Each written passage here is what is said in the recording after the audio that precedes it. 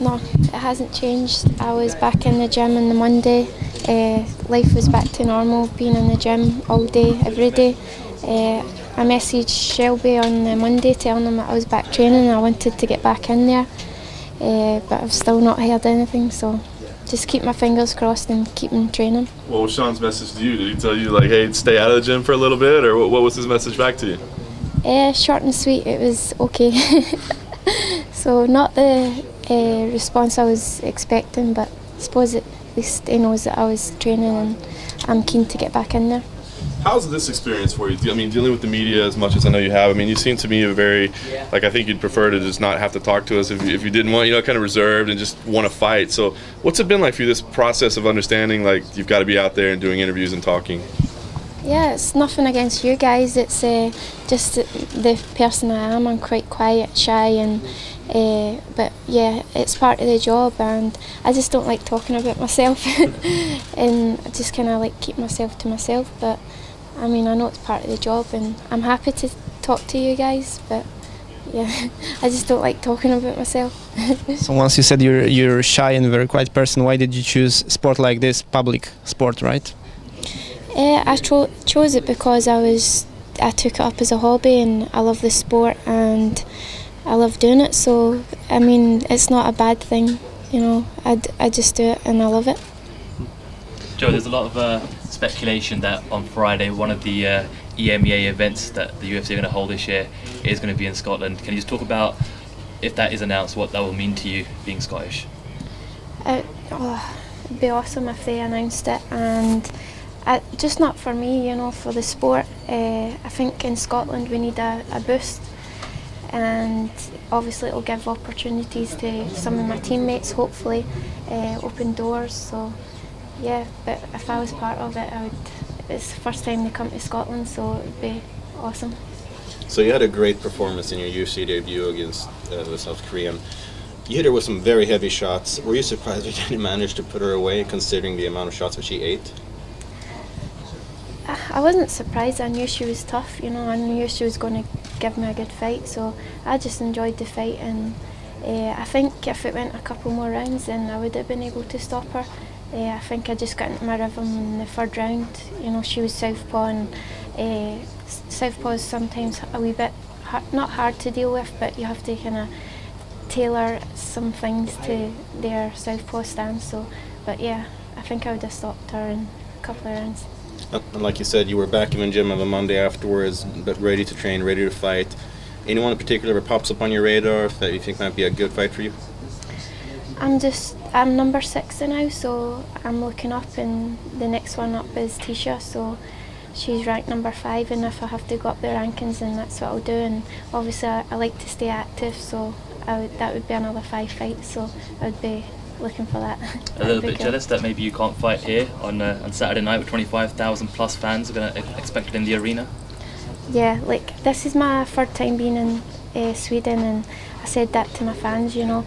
I want to be coming here not as a guest fighter, I want to be as a fighter. That's what I love, and the sport here is awesome, and like you say, Saturday's going to be an awesome card, so to be part of that would be awesome. Doing what I love. And Joe, you're very close with Aisling Daly in the Ultimate Fighter House. Have you come over to Dublin, or is there any plans to go over to SBG, you know, mix up the training from the Dinky Ninjas? Yeah, we did talk about it in the house. Ash is an awesome fighter. She's really unique in her style, so, and she makes really good this special breakfast she makes. So I've asked her for the recipe, but maybe I could go over and she could make it for me, and we could get a wee bit of training together. Is that something you'd be interested in doing, going down with John Kavanagh and the team they have down there in Longmire Road in Dublin? John Kavanagh and my team are pretty close, you know. I would like to go out and train, but I like to do if it was out of fight camp, then I would go over, yeah. But you know, after leaving the tough house, I just want to stay with my own team, and you know, these are future opponents now, even Ash, you know. So I just, after the house, we spoke a little bit, but now we know it's back to business. Well, like you said, you're looking towards a title. You're trying to climb that ladder. Well, the next one to get her shot is the Polish fighter Joanny Jędrzejczyk, whose name I'm Joanny Jędrzejczyk. yeah, who gets the shot at the Carlą Esperzą. What are your thoughts on that fight, and who do you have picked as a winner? You know, I hope Joanna wins because I think that would be a perfect fight for me. We're both stand-up fights and it would be a good fight for the fans, but you can't cancel Carla out, you know. She does, the one thing she does is, and she does it well, so I think it's a really interesting fight, and if Joanna can stay disciplined enough and if she gets down, gets back straight back up like what she done with Claudia, then it could be her night. Well, looking back at the fight, so a lot of people were critical of Joanna's last performance of a decision. Some people didn't think it should have gone her way. What did you think about the judge's decision? Yeah, I thought it was really close, and I'm not a judge, I'm a fighter, you know. I was looking at them and I thought it was really uncool the way she was dealing with her fingers and stuff. I thought that's not good, but yeah, it was pretty close, but like I say, I'm not a judge, so.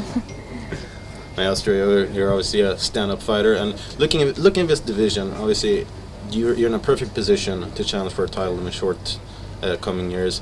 Do you see any potential new colleagues in that division? Are there any other strawweight fighters that you think should get the call to the UFC? Outside of the UFC, you know, you've got Katja, who's the Invicta champion, who has only been beaten by me.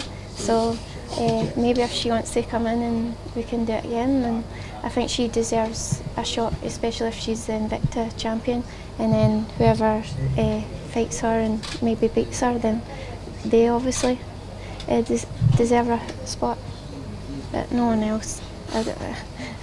I'm just concentrating on the girls that are in here. Yeah.